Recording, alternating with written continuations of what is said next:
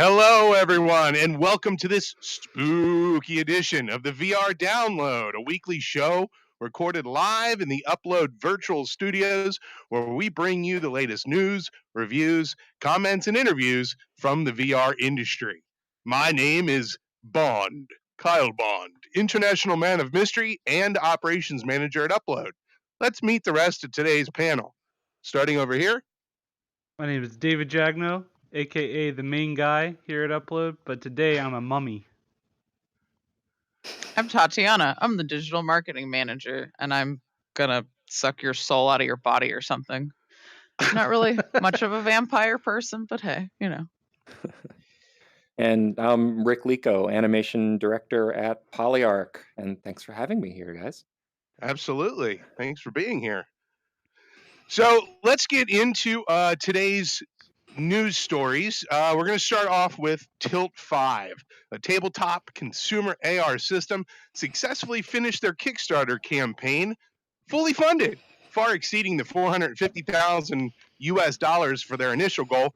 The campaign reached a total of over $1.7 million pledged from 3,345 backers, unlocking 4 stretch goals. Now, David, I'm curious, have you actually tried the Tilt 5 AR headset?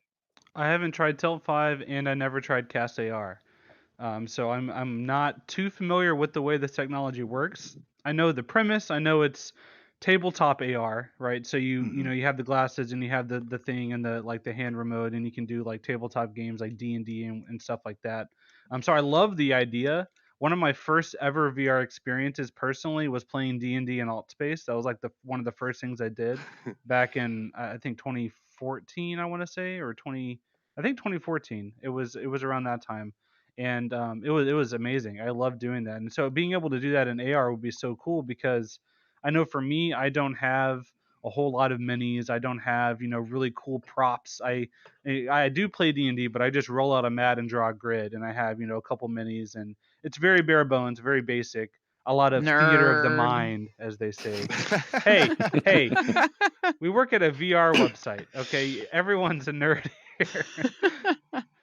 But yeah, I mean, I love D&D, so it would just be really cool to have like a digital version come to life on the table. Like that seems so cool to me. I growing up, I loved Toy Story, I love Small Soldiers, all that kind of stuff was so neat to me. So being able to kind of make that real would be super cool. It actually kind of reminds me of like one of the first HoloLens demos that we saw. I remember at E3 where like they showed, Minecraft on a table and like being Yeah, able to do stuff on a table like that, and that's kind of what it right. reminds me of.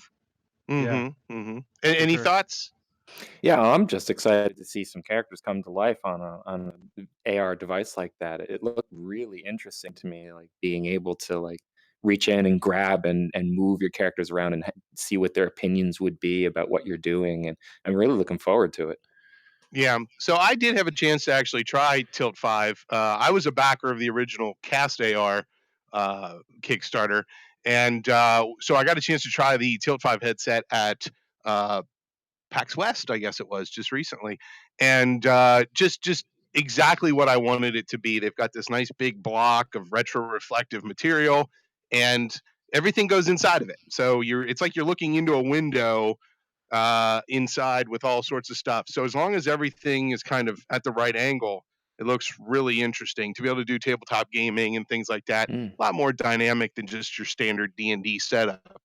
But yeah, it was. I was very pleased to see that it was able to exceed the goal. The multiplayer experience, the multiplayer AR experience, something that Tilt 5 touts as a big feature for them. That's kind of intriguing to me. So I'm curious. Does anybody have any opinions on multiplayer in the same room of AR? I mean, I think that has to be the future of the technology because augmented reality by yourself, it's neat to be able to do some things with AR glasses and AR devices, but being able to share a space with someone else and have them manipulate the same area as you, I think that's where the real impact would be, especially for games, because and not many people think of AR as a gaming platform. Most people imagine AR as like productivity and navigation and things to like a heads up display when you're flying a Mhm. plane or driving or not many people think of AR as a gaming thing other than Pokemon Go or whatever, but something like this could really change perceptions, and I think it could be great. But my concern is, I'm wondering just how much of the potential market have they already reached. How many people other than those backers really want to drop hundreds of dollars on an AR table device? I'm not sold that that's going to be something a normal everyday person is going to want to buy, because board games in general are already a niche of a niche. So if you just Mm-hmm. further, make the market smaller and smaller, you're eventually going to have trouble getting to scale to be, a profitable business. So I'm curious to see how it goes once/if it actually launches, because there needs to be What an was if the because price? of the yeah. I don't have that right here, Was it easy to I reference. want to say it was 3? like 300 or 400, right? Yeah, I think it varied based Yeah. on how many glasses you had and the controller and all that kind of Yeah. stuff. Okay. And Yeah, they board made it games are appealing to have expensive. multiple. Yeah. Yeah. Yeah. Yeah. I think it I comes don't know. down to Yeah. the apps that you can get on it, right? Like Right. I looked at it and I thought, man, I've got 3 kids or something on there and actually see Yeah. the things move around and actually see it all come to life. But if it's something that I'm not familiar with or doesn't reach me or that wouldn't be good for my family, then maybe I'm not in. So I really think like they need to get the development community. They need to get some name brands on there. They need to start looking at what's marketable and then go from there. Because the best system in the world with no games isn't going to sell. Yeah, that's a Someone good said point. the base model price was $299. Like the first thing that I think about is like going up to like Tahoe in a cabin and being Yeah. in the woods and like playing with it. Like that would be like my ideal situation. Like Yeah, just because I know for me, like when I go out of town, I love the idea of bringing board games, but then it takes up so much space. it does. So this would Hmm. be a really nice alternative to that. Would it Chris though? Richardson said 360 was the deluxe. I'm not sure what the deluxe included, but that was the price for 3-pack. Okay, he said it's $879. So I'd like to explore what you said though, David, that it would be more convenient to just bring headsets, but you also have to bring a computer that runs it, as opposed to just tossing a box, a True. Candyland into the trunk of the car for a trip. You have to bring your computer and all these headsets. Are you willing to do that? If I had a laptop that could run it, yeah, I wouldn't bring a tower. Okay. Yeah. Because or one of I the think mini I would. PCs. I think I would. I think to Rick's point, it's like, okay, I have kids too. I want to play Candyland and have like little suckers and lollipops and stuff Yeah. pop up, and the kids get stuck in the molasses swamp and all that. That sounds That'd be amazing. really compelling on Yeah. Yeah. Tilt 5. I Yeah. would make a mini PC build. If it was something that I would want to travel with, I would make a separate build for it. Yeah. I mean, laptops are getting pretty good. It's just a matter Yeah. of can it handle that many? Because I don't know what the actual specs would be. Like, what is the Yeah, I min don't know spec either. for a computer running a Tilt 5 set?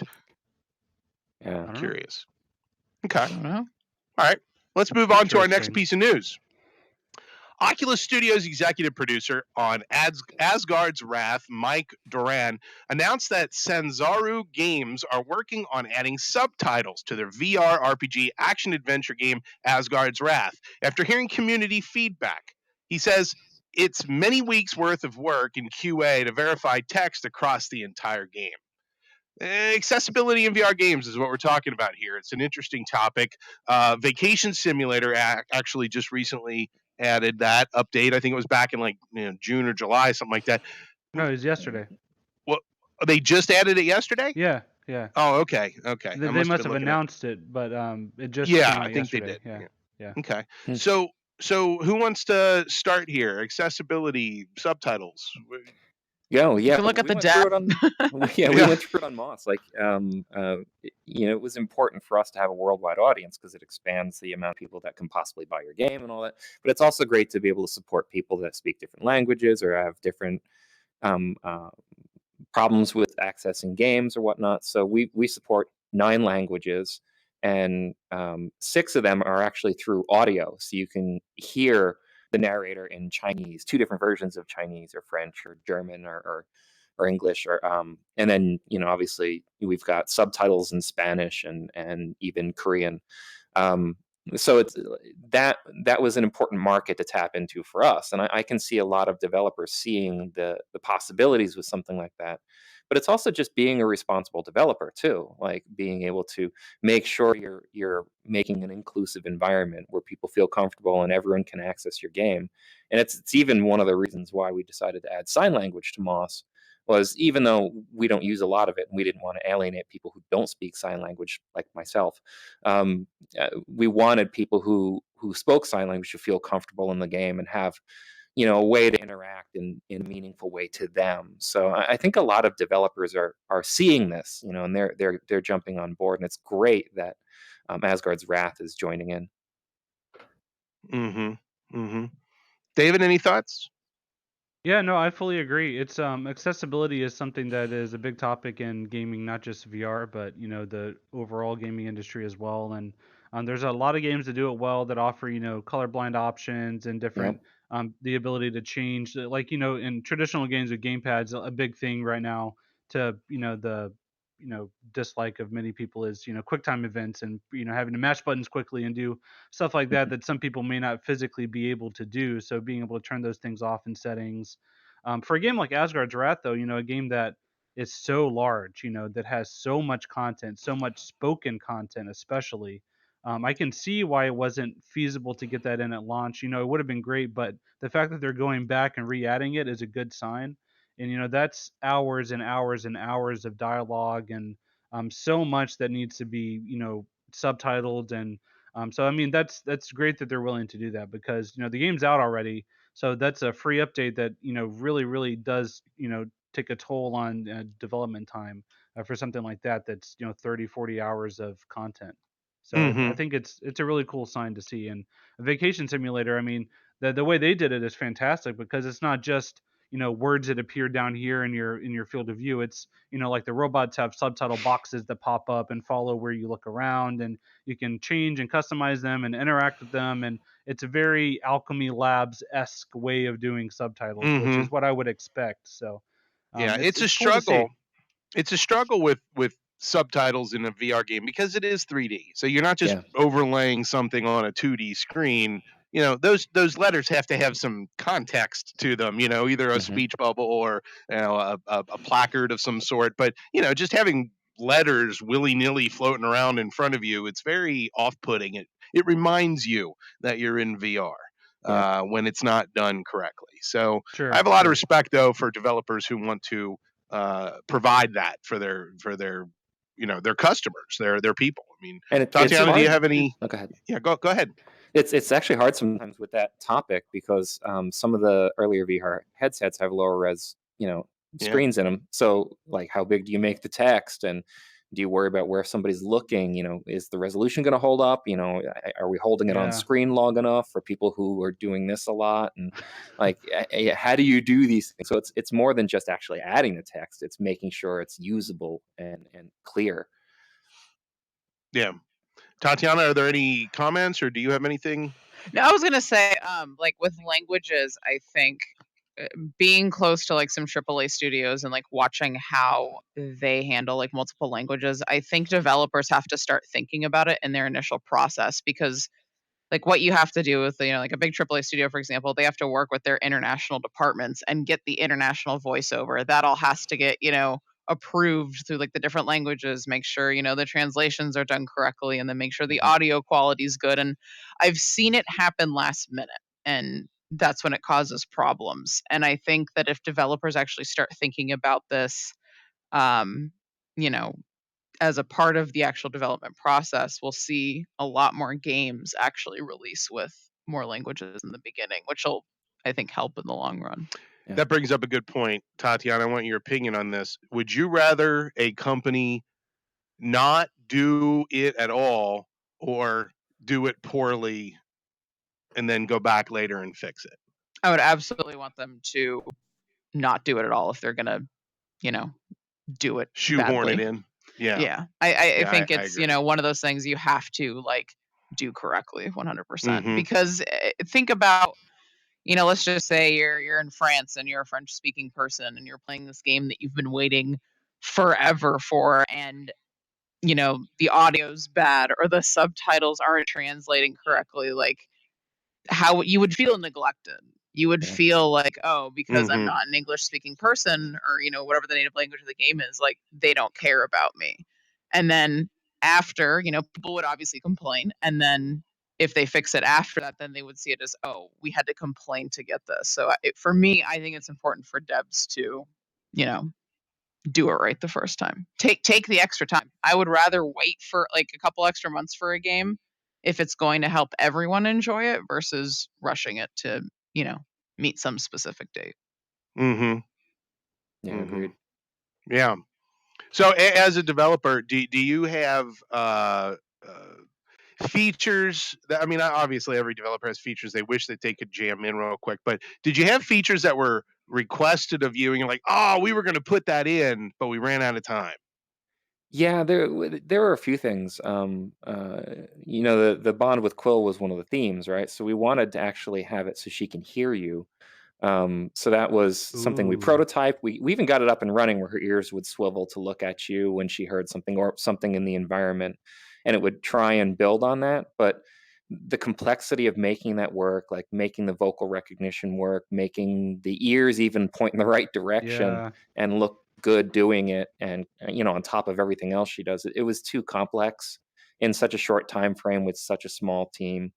And there were a lot of other things that we wanted to get in, but we just had to push off to a future title. Okay. So you bring up that point, and it reminded me of a game that not many people played on the N64 called Hey You Pikachu. And No, I it don't know was that one. a game where you plugged in a microphone into the N64 controller, Oh, that's right. and you could talk to Pikachu, and say like go fetch, or hi, and talk Yeah. to Pikachu. And so I mean, if I'm just saying here, this is me requesting a feature that I'm not a developer. That should be a Moss 2 for sure. Like, make it happen. Make it I happen. agree with you. All right. That's progress. Okay, cool.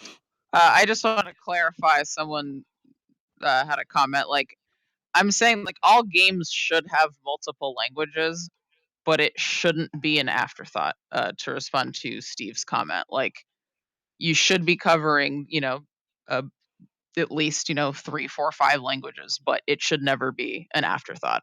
And I just wanted to clear that up. Like, it shouldn't not Word. have multiple languages. Yeah, we Yeah. actually outsourced a lot of our multiple languages because it's a lot of work to do in studios. is. There's actual studios out there you can pay to take care of that kind of work for you. Cool. That's really cool. Good stuff. All right, let's move on to our next story. Upload recently posted an article pointing out that there's 7 missing VR games that we're still eagerly waiting for. Games get stuck in progress. They might take 1, 2, 3, 12, 100 years to come out. There's 7 of them listed here that are still coming. We don't know. So here's the list. We've got Star Child, Blunt I want Force, Star Child, Blunt Force, The Elder Scrolls Blades, Dreams, Babylon Battle Royale, and The Climb on Quest. Oh, and Valve's flagship VR game. We're just sitting here waiting for these games. Does anybody want to like pick one and tackle it? What's going on here? Where are these games? Star Child. Oh, I that's right here remember. in my pocket, right? I found it. Star Child is one of those games that, like, I remember playing at. Oh, was it? It wasn't E3. Was it E3? I can't remember. Yeah. No, it was PSX. It was PSX. It was PSX Oh, yeah. 2017. Yeah. And one of, like, the coolest things. No, Chris Richardson Gollum did not come out. But like with Star Child is how you could like lean and like look at like these little intricate environments, because you were basically like, it was like a side scroll, like similar to Trine is like, I don't know, I guess like what it reminds me of, but you could literally like lean in and look at these little details and stuff. And then there was rumors that it was getting canceled, and then they said it wasn't. And That was like a year ago. So it was like when I Yeah. first started with Upload VR, and we haven't heard anything since, and I'm very sad. Yeah, I because I mean, really Playful liked the is demo. they've kind of shifted their attention to non-VR for the past few years. Yeah. So Super Lucky Sale came out on Xbox One, and now new Super Lucky Sale is coming out on Switch. And they have, I think, a game called Creativerse or something like that. That's a lot like Minecraft, available on PC. That they kind of it's a games as a service that they support. So they have their hands on a lot of pots. They say they're still working on Star Child, so I'm hoping that it will come out next year. Is what I'm hoping. That I mean, I'm really excited for that game too. Ian was blown away by it when he played it at E3 2017. He loved it. It's kind of similar in a way to some of the things that make Moss so great, is having that sort of diorama feel. A game that would traditionally be like a top-down or side-scrolling 2D action game, you wouldn't think initially like, oh yeah, VR, but whenever you play it in VR, it kind of changes the way you think about that whole genre. And so I Yeah. think Star Child has that same potential to do for platformers and puzzle games of that regard. So I'm really eager for that one. One of the others on the list is Elder Scrolls Blades. That's initially it's right now it's only a mobile game. It's supposed to come to Switch later this year, and I think PS4 as well. I wasn't a huge fan of it, to be honest. I love Skyrim VR, but that's mostly because I just love Skyrim. So the Blades is a bit different in that it's not an open world game. It's not, a game with a huge, dramatically massive world and massive quest line. It is made for mobile. It's a game where you can play for 5 minutes and go on a little quest in a dungeon, and then, it has like an energy system and currency. You have to. It's so I'm not sure how they're even going to translate that to VR, but Todd Howard said they are. So I guess we'll have to wait and see. Um, I don't know. That one's I'm very very cautiously optimistic that it could work. I guess we'll have to wait and see. That's one that I'm looking forward to, just because I'm a big Elder Scrolls fan. Yeah. So the one that I'm really interested in is the Babylon Battle Royale, because I've actually played that game several times throughout their development process. The Kite and Lightning team has been gracious enough to let me kind of play some of the different versions, and it's a blast. I mean, it is really a fun game. It's going to be a good But where is it, multi. Kyle? Where I is it? know, Huh? right? If it's Where so is much it? fun. Where is it, Kite and Lightning? Come on. No, seriously though, it's going to be a lot of fun. The multiplayer experience, it's driven by the multiplayer experience. I mean, it's Yeah. it's literally Thunderdome with babies on Hot Wheels, and it's hilarious. The And their facial like story, capture that they've done is uh-huh. incredible. They have some videos showing how they've rigged their like mocap system to get Yep. those really intricate like body animations of dancing and the faces. I mean, technically it's really impressive, and it's not even out yet. This is Hmm. so I'm eager to see what it's like. Do you want Yeah, to say they something, they Rick? use an XSense mocap suit and then an iPhone to capture the face. That's actually mounted to a little head bracket that follows Hmm. the head around. It's It's so amazing. cool. He was at the guy demonstrating that was at SIGGRAPH 2018, and I was there and I got to see it, and it's mind blowing. We Ah, actually looked into the same thing, and we actually got a Quill to be able to be driven by an iPhone facial tracking system too. Just we were Oh. inspired so much by that, little Hmm. internal project we got to play with. But yeah, I can't wait for that game, and I had no idea the way you just described it. Like that's going to be amazing. I want that game so bad right now. Yeah, and I can only imagine that the reason it hasn't come out yet is because it hasn't been fully spit and polished. I mean, I Yeah, every day that it's not out is another day that they've improved it. That's how I look at it. Just knowing the yeah, Kite and yeah. Lightning folks, that's how I'm looking at it. Yeah, what's that So old classic Miyamoto quote? A rushed game is bad forever, but a delayed game is eventually good. Something like that. yes, Yeah. Yeah. That's good how I good like quote. when The Last of Us 2 got pushed back, 4 months. It's like, y'all waited this long. Like, My issue with if that is they delayed it like a month after they announced the release date. Like, why not just wait and announce the real date? developers often have pressure by their Mm, publishers yeah. In this to case, Sony. to Yeah. make a date, yeah, Yeah. and say you have to announce this date then, and then sometimes there are just Yeah. unforeseen, Yeah. issues that come up. And knowing a lot of people on that team, they are working very hard, and I think yeah, it's they are. the best that they take some stress off Yeah. themselves For and do sure. take the For sure. time to polish it. And that's with any game. It's like people expect so much out of game developers when they don't understand the process, and it's heartbreaking sometimes when you see people sending death threats to developers for like a 1 month pushback or stuff. There's a line, right? Like there's a line where I feel like, okay, say something, like ask what's going on, but when you're sending death threats and demanding refunds for 4 months, it's like, And I mean, like, who are look at you? the way that the market is now with social media, and you Yeah. have developers that are very public on Twitter, and there are Mhm. Discord channels where people can directly whisper and private message you. And I mean, it's a different landscape now than it was 5, even 10 years ago. Now, Mhm. someone in the comments said death threats with all caps. Like, yeah, it happens. I know Mhm. people at a lot of big studios that get death threats for really So dumb stuff. in the chat, Anthony, just to clarify, the game is called Babylon Battle Royale, but it's not a battle royale game. So that name, that's a genre now that people identify as like 100 people drop into a map and fight until there's one left standing. It's like a arena combat game with babies on cars. So I mean, Right. they call it, yeah.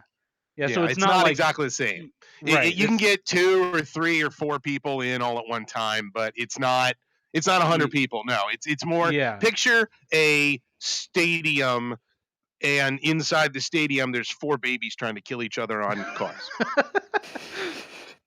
And I mean, That's the easy. it's yeah, for sure. Yeah. That's accurate. Yeah. Yeah, you'll have Yeah. to look up some footage of it. We have articles. They're a little old now because they haven't, nothing new has come out about that game in a while. So there aren't new articles, but we have videos and stuff here on our YouTube and on uploadvr.com. You can look those up if you want more info on Yeah. that game. I feel like we're going to reach out. So, Akrima, if you're watching, be ready for an email. All right. Does anybody want to say anything about the Valve flagship VR game? I There's am nothing to say about it. I'm It's so got doors. desensitized by Valve, and like, they can't count to 3. Like, it's there's just so many things that, with their in-house stuff, that when it happens and it's good. And That's a great point. Look, Kyle, our avatars can't count to 3 either. Yeah, we're just like Valve. 1, Yeah, 1, 2, 2, 5. No, I can't do 3. 1, 4. No. Oh man. 2. I can't. 1 There it is. plus 2 is 3. Here. I don't even know. 3. Yeah, there's 3. Confirmed. 3. There we go. Half-Life 3 confirmed. Here we go. No, but it's like, I'm trying to think of a first-party Valve game that like truly disappointed me, and I can't think of one right now.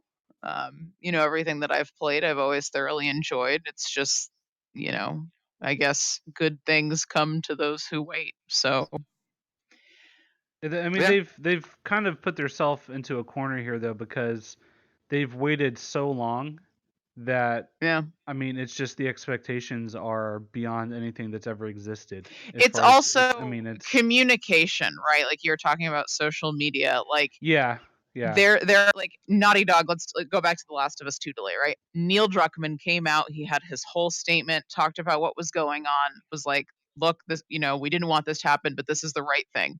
But then you do have developers like Valve where they don't say anything almost ever, right? So like, I think and then at the that is actually a big thing. at the Index launch event, Gabe made a Half-Life 3 joke, which makes it worse because it makes it you see that he's aware of this whole like zeitgeist of the game, and then he goes out and makes jokes about the number 3. So it's like when the game finally does come out, like it's.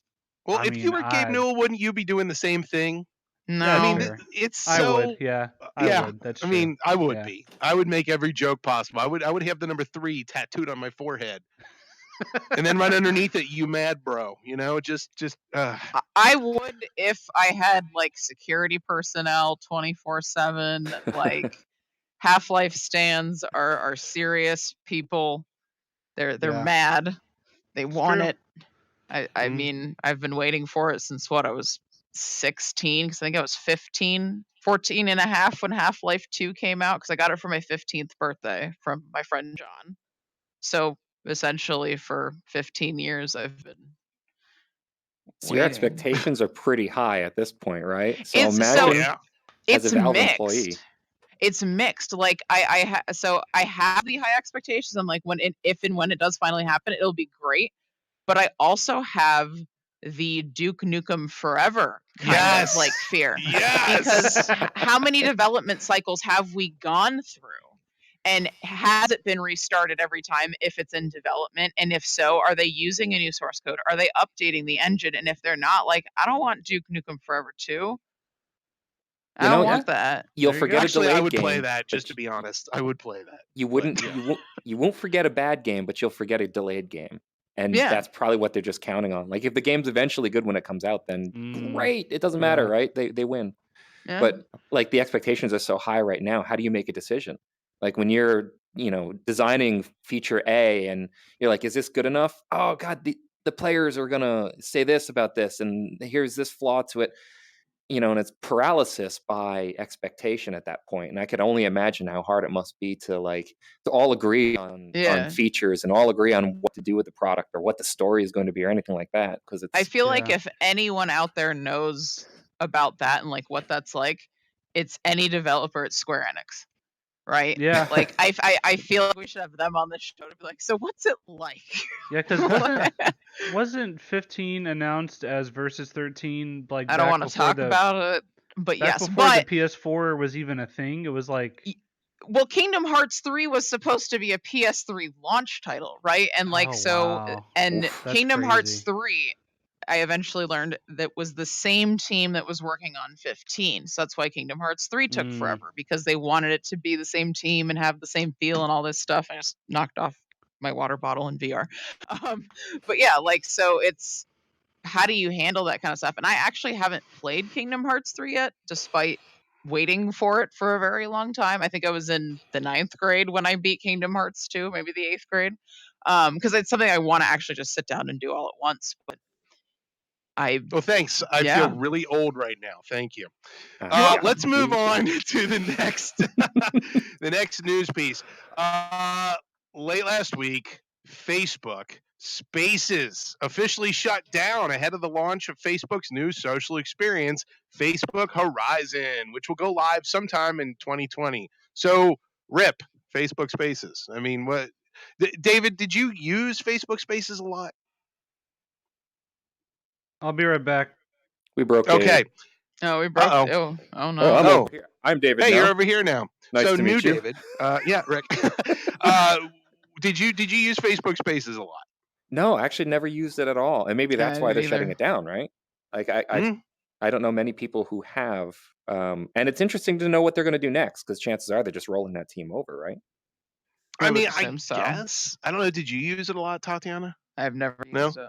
Did So you? I used it. I did. I used it a little bit, but I really wasn't sure what I was doing. I felt like I was just in a I felt like I was in a dome and people like a cage and people are looking at me. I felt like a gerbil running on a wheel in a cage.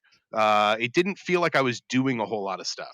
And Horizon is supposed to give us this, do we want to call it the VR chat killer? Do we want to call it the alt space killer? Do we want to call it the high fidelity killer? Do we want to call it the rec room killer? I Well, mean, to kill what is something, it? doesn't it have to be alive?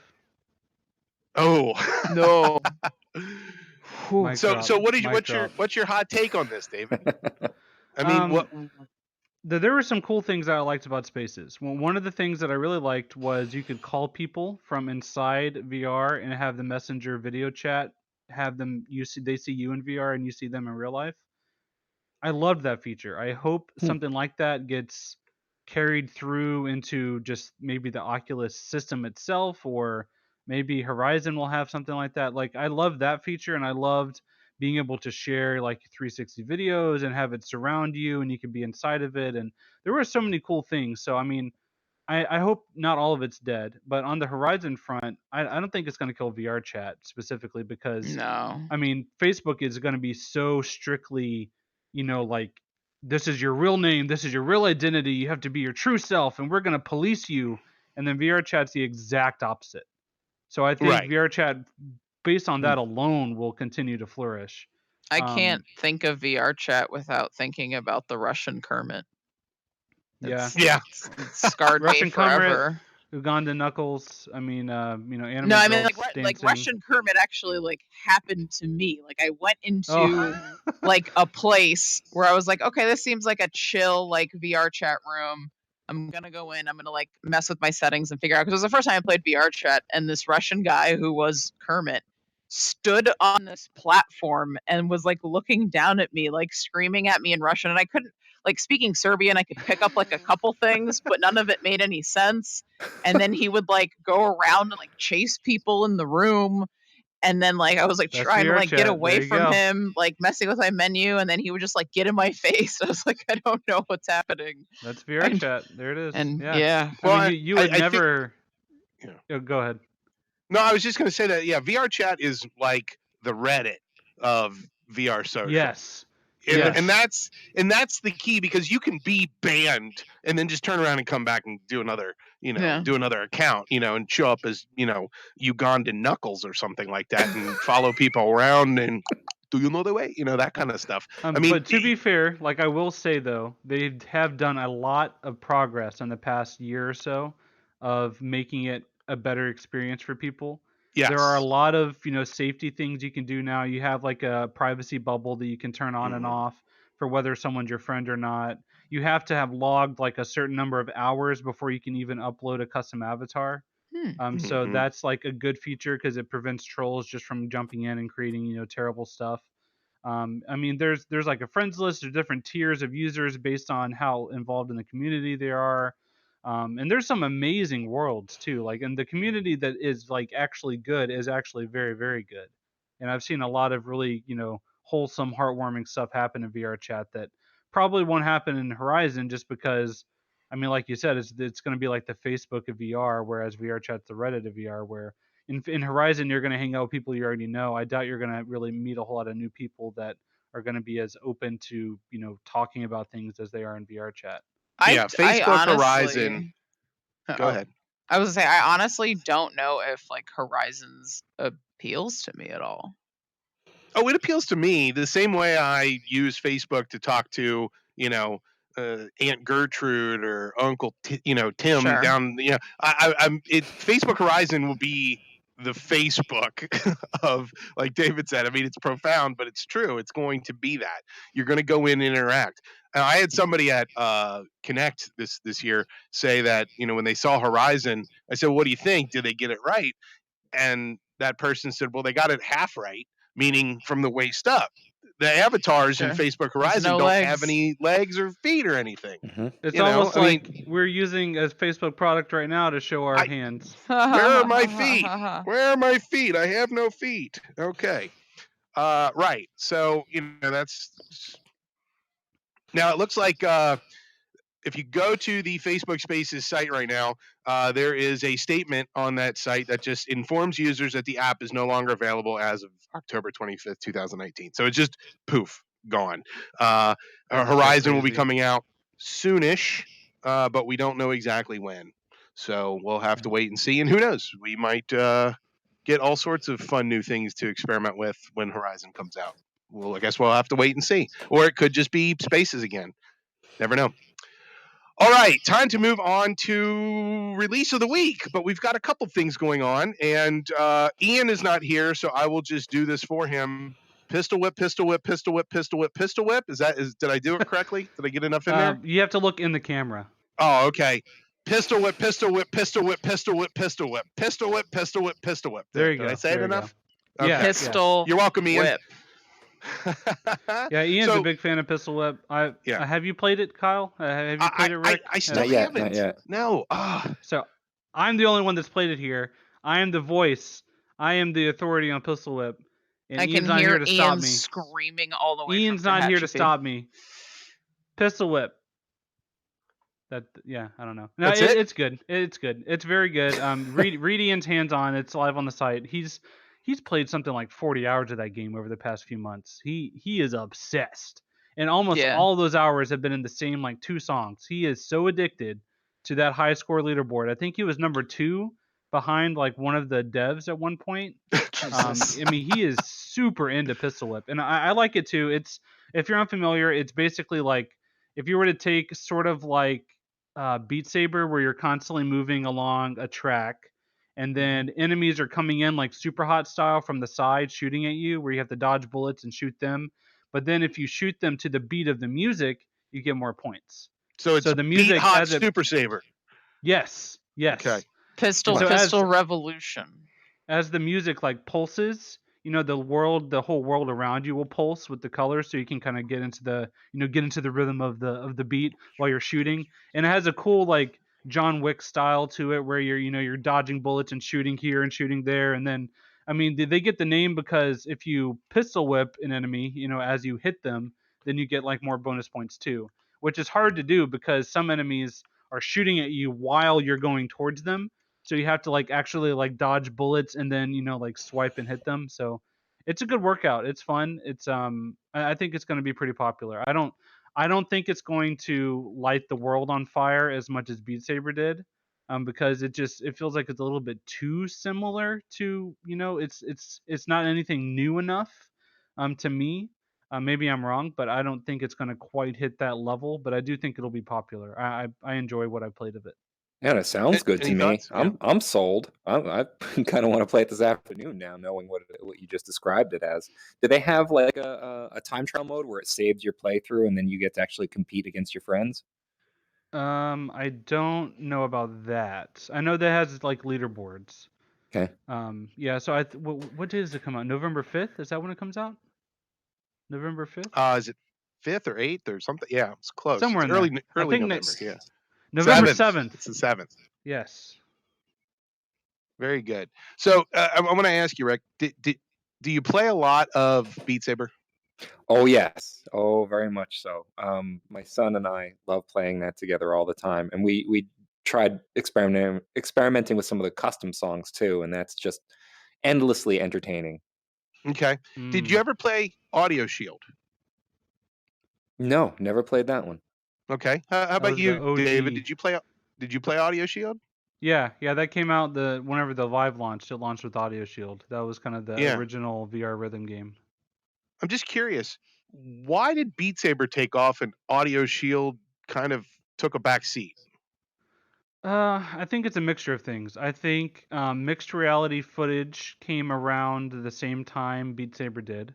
That was a big part of their marketing. Liv did incredible work with those videos, and it really sold the cool factor, which was missing for Audio Shield. Audio Shield also wasn't anywhere near as polished. It was a little janky. Just the whole UI was weird. It was off, and you would pick songs from YouTube, and it would like auto generate like things to punch. So it just wasn't quite as good. And because all the levels were auto generated, they weren't custom made specifically for that song and for that beat map. So the quality is much better in Beat Saber. And I also think the lightsabers are cooler than, inflatable gloves, which is what it looks like in Audio Shield. And like it feels better when you slash something. They nailed that sound that it makes whenever you slash something. And I Hmm. think it's more visceral, and it really gets your heart pumping more to go like this, wildly, than, just go like that. So I don't know. I think they just sort of saw Audio Shield and they kind of just improved basically everything and kind of changed a little bit, in my So make a opinion. prediction for me, David. Pistol Whip taking what Beat Saber has done to another level, completely different, more like Audio Shield, or deserves to be in its own genre by itself. I think it takes what mm, I think the closest description would be its own genre, Okay. just Okay. because of the way the gun works. It's not quite like Audica, where you're shooting at targets to the beat of the music. You are moving like Beat Saber, in Beat Saber the blocks come to you, but in Pistol Whip you're moving through the level. And so it Hmm. almost feels more like a musically, you know, inspired version of like a Time Crisis in a way, because you have enemies Oh. flowing in and you're dodging and shooting and ducking and stuff. So it's a more, I don't know. It's hard to explain. It's definitely a rhythm game like that. You can't say it's not, but yeah. Well, let's move on to the hot topic for the week, and we are all dressed in our Halloween best, And so the hot topic for this week is VR as a medium for horror games, horror genre, maybe not games, but experiences, things like that. Uh, some people can handle it. Some people can jump into Resident Evil in VR on their PSVR and handle it no problem. Some people can do face your fears and all that. Other people nope out of their headset as fast as they can. So we'll start over here. VR horror. Painful, excruciating torture, or totally awesome and you'd recommend it to your friends?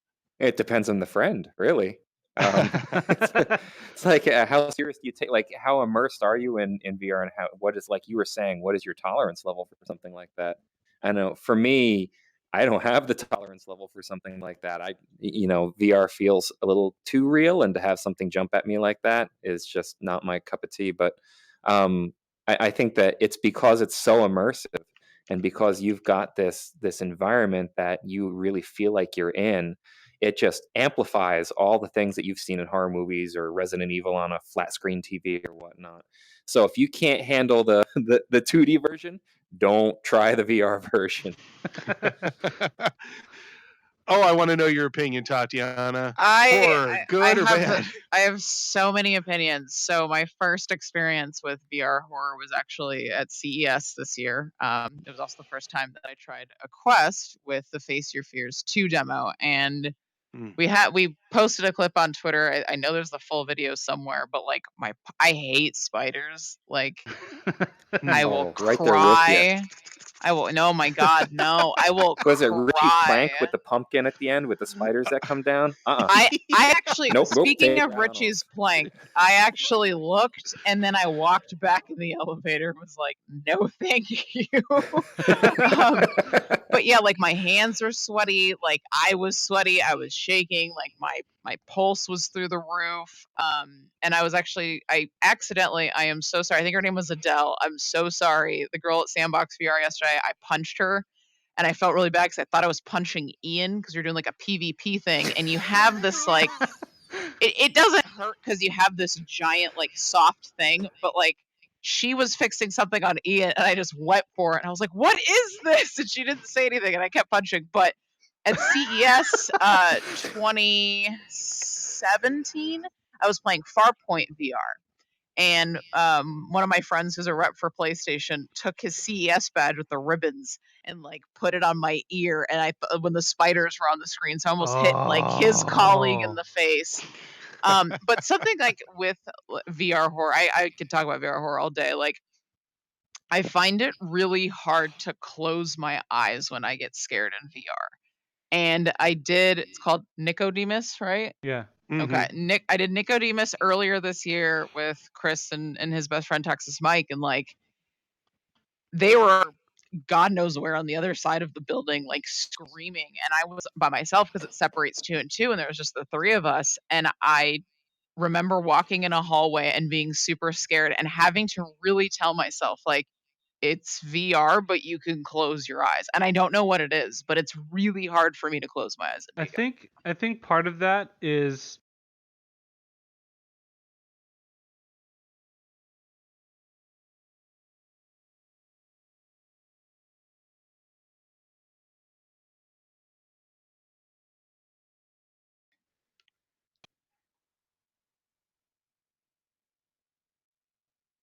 Oh.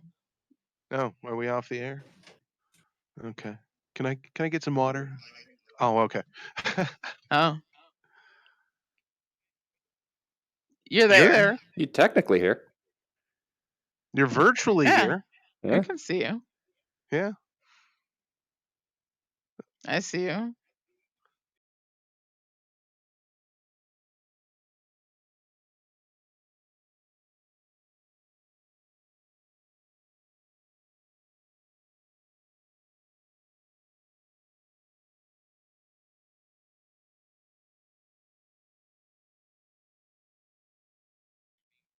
Get startled. That's no problem. Being startled is one thing. But legit scared, I'm not getting scared. I know I'm here in Yeah. my home. I'm not, actually in a creepy cabin in the woods with giant spiders crawling. I know I'm not. I mean, I could always nope out, take the headset off, but I don't have to. I am okay with closing my eyes. I actually really enjoy uh, doing a good horror experience. I want to be so scared, and it's just nobody's really given that. So the challenge is out there, folks, to really, really create a horror experience where I need to take the headset off because I am so scared.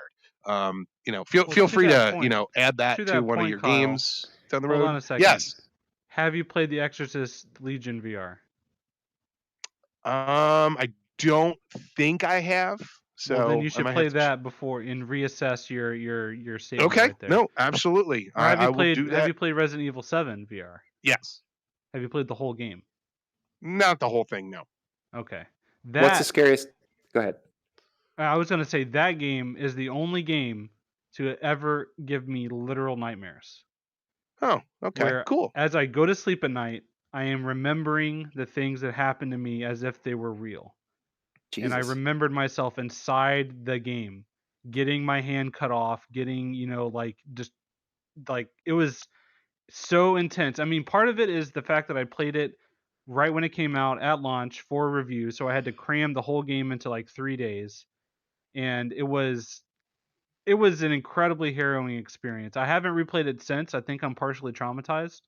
But a game like that, if they were to have it with full, hand tracking, motion controllers, room scale, it would be even better. But it's just a gamepad game.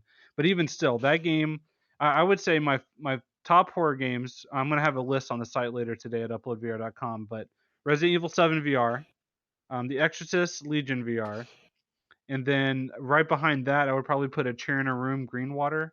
I loved that one as well. Both of those last two, Exorcist and Chair in a Room, are both by the same developer, Wolfenwood. And one of my others that it gets me is Five Nights at Freddy's VR. And Oh, yeah. That's an part of automatic that nope. is I the didn't know that was in helplessness of VR. it. Yeah, Mhm. it recently came out, so Oof. it's part of it is the helplessness of it. Because when you're playing on a phone or on a PC screen, you're clicking on buttons, and then the creatures come up and scare you, whatever. But when you're sitting in the chair behind the control panel and you're looking at the Mhm. cameras, and you have to physically turn on and off the lights and open and close doors, and you can't move, and yeah, No. it just But I Oh love horror games. I man. love it. Well, I maybe play I a should lot of do some horror. streams of live streams of me playing horror games. That if you'd like to see me jump in, put some comments here for Yeah, Tatiana to read. I'll probably be playing one tomorrow for Halloween. I haven't picked which one yet. Oh, good, excellent. Okay. Uh, any other comments on horror games before we jump into the interview portion of the show? Yeah. Okay. Well, maybe the two of you want to go do your interview now, And and snap. Pistol whip. Snap. Pistol whip. I'm doing Pistol whip, this in pistol whip. Ian's honor. Pistol whip, pistol. Oh, there we go. Wow. That's Yeah, you got to jarring. pound it to initiate the Oh, internet. there we go. Yep, there it is. Woo-hoo. All right, thank you, Tatiana and Kyle. They are back over there behind the cameras. You guys can't see them, but yeah, here we are with our pumpkin. Whenever it's not Gotta Halloween, grab we it. have a plant usually, but it's spooky, so it has to be a pumpkin. That's Yeah, appropriate. which is what people have for spookiness. So yeah, I'm David from Upload, and you are Rick Loco, Polyarc. cool. Thank you for joining us. So I hope you enjoyed being on the show. Now for the interview segment, we'll just kind of keep things casual, chat a little bit about your career, about Moss, about Polyarc, about VR, and about your wonderful little bird companion here. Which shoulder? Is it on this shoulder? It's on your left shoulder, yeah. Boy, it'd be awesome if I could do a fun voice and just have the lips move on that thing instead. Yeah, that would be fantastic. So if anyone has questions here in the chat for Rick about Polyarc, about Moss, feel free to drop those into the chat. I'll be able to look at them and read them every now and then. I assume you can't talk about Moss 2. No, we have not announced anything yet. Okay. I'm gonna ask you about Moss 2 anyway. So just prepare yourself. I'll put up the shields. Okay, yeah. So I guess first let's get started with talking a little bit about you. I know you have a pretty long history in the game industry relative to a lot of VR developers that seem a little bit more fresh, but you used to be a Bungie for a while. and you worked at other studios besides that. So can you just talk a little bit about your journey through gaming and what brought you to VR? Sure. Yeah. Started as a professional animator in 2000, so I've been doing this for almost 20 years now. And my first gaming job was at the end of 2000 at a little studio in Indianapolis called Sunstorm, working on Deer Hunter and Duke Nukem and a bunch of other stuff. Um, Oh, okay. yeah, weird times. It was is back in the it was like the Wild West of game development, where you can put in as many bugs or as many Easter eggs as you wanted, and like teams of Were like were the were the five to eight Deer Hunter people. games notorious for Easter eggs? The ones that I worked on were, yeah, I actually a really good one is there was I worked on Deer Hunter 2003, and there was a cow in one of the fields in like the back area of Montana or something. And if you actually shot that Oh, cow, it actually, instead of dying, an alien would come and that abduct the cow, and the cow that's would backflip awesome. because it was so happy to be out of that game. Um, and it yeah, there's a lot of cool little Easter eggs we'd put in. That's just one of many that we actually snuck in. One of the programmers put a Yeti that was tethered to the camera, like off in the distance, and one out of every like 1,500 times you boot the game up, it would tether that Yeti to you. So then, somebody found it, right? And they're posting on the internet, oh my God, there's a Yeti in the game. So the lead programmer who did this went onto the forums and was like, no, man, there's no Yeti there. I don't know what you're That's talking about. Like totally trolling amazing. this guy. Yeah, this is back before like Twitch was a thing and back before YouTube was as big as it is and there was no like Yeah. Twitter to post the footage, and so this guy is probably thinking he's crazy like he Yeah. Yeah. Oh, Yeah, after that, it was that's so funny. Ravensoft and working on Jedi and X-Men, and Oh, then yeah. Well, Monolith which was Jedi games did you work on? Jedi Academy. That's my favorite one. All right. Cool, thanks. Yeah, I did all Yeah. the lightsaber combat for that, for all the new Really? lightsaber combat for that stuff. Love Yeah, it. That's yeah, I awesome. had fun. That Awesome. was a great project. Thanks. Monolith worked on Condemned, a little bit on Fear, Ooh, um, and nice. then Oh, it's Bungie. horror games. Look at that. Yeah, I know. I should have Condemned said that is earlier. Condemned is such a classic. That game is so underrated. I don't think it gets the appreciation it deserves. That Thanks. I It loved was Condemned. Yeah. it was fun to make. I know back then that was an exciting field because first person melee combat had really never been done well at that point. Right, So it was right. a cool challenge, when they said, "Hey, we want you to do first person melee combat and figure out how it all works and make it feel good." It's like, "Oh, sweet. Yeah, that sounds like a cool challenge." While we're talking about it, Condemned, that game would be great in VR. I That think would, it wouldn't it? it has so many elements that the detective elements using your to investigate crime scenes and the combat in first Yeah. person and just the atmosphere alone, that would be a great VR game, but the chances of that actually getting ported are basically zero, but maybe someone can be inspired by it and make something like that because I would love to play a VR game like that. Yeah, I don't even know where the IP sits anymore. I know it was published by Sega, but I don't know who owns it. Warner Brothers, Sega. I have no idea Yeah, where I don't that know. went. I know it got a Yeah. sequel, but the sequel wasn't anywhere near as good. I worked on both. Um, Yeah, well, the sequel, no, yeah, the sequel kind of went off the rails. The team got a lot bigger, and we kind of lost focus on that one. mm. But yeah, the the original one was mannequin really exciting. scene, in the Oh original. God, Oh so my good, wasn't god, it? the I will never forget that scene. That was, yeah, incredible. Okay, I'll be right back. Cool. Yeah, my avatar's messed up again.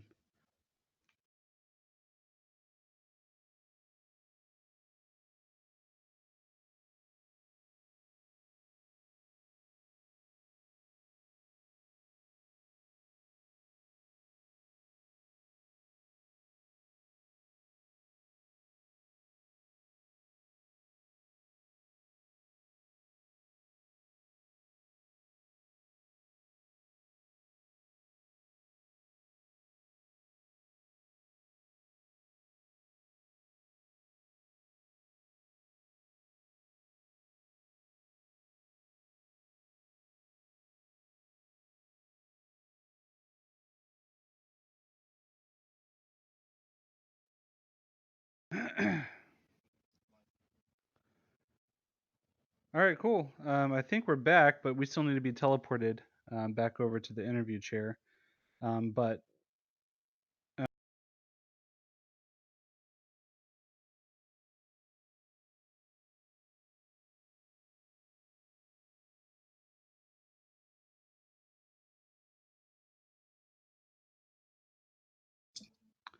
All right, cool. So sorry for the technical difficulties, but we're back.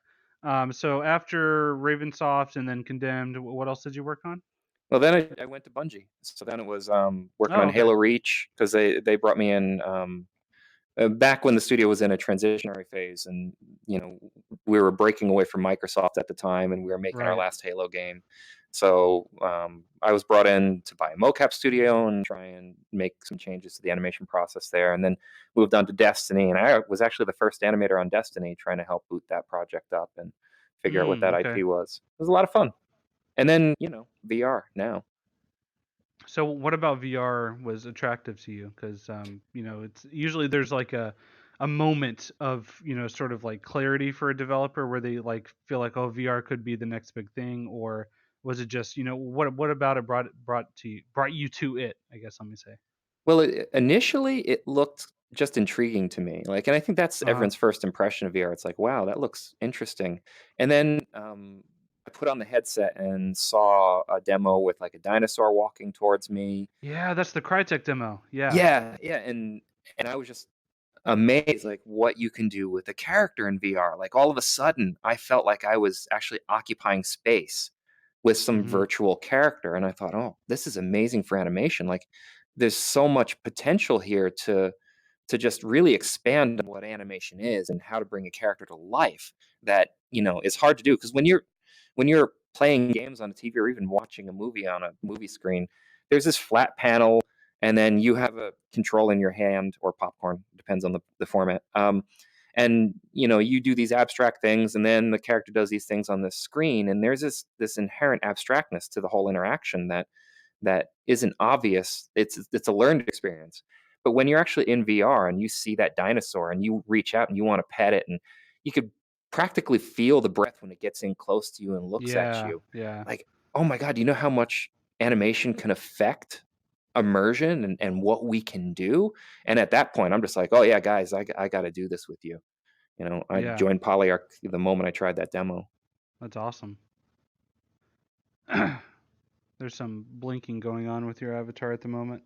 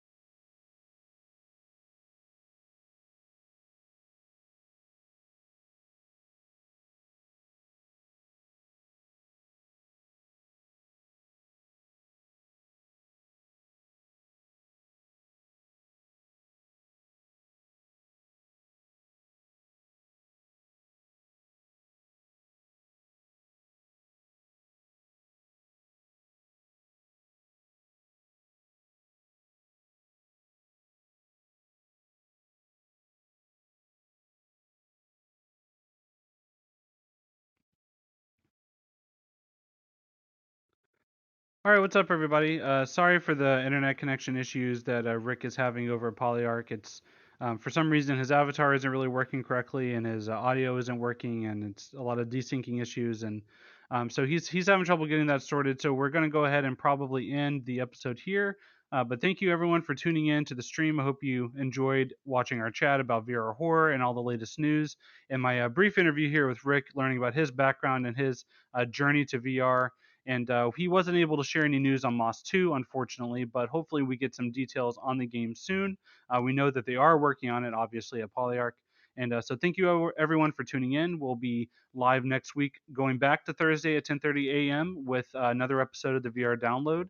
And make sure you check in here on our YouTube for all other great content. We have some new pistol whip videos today.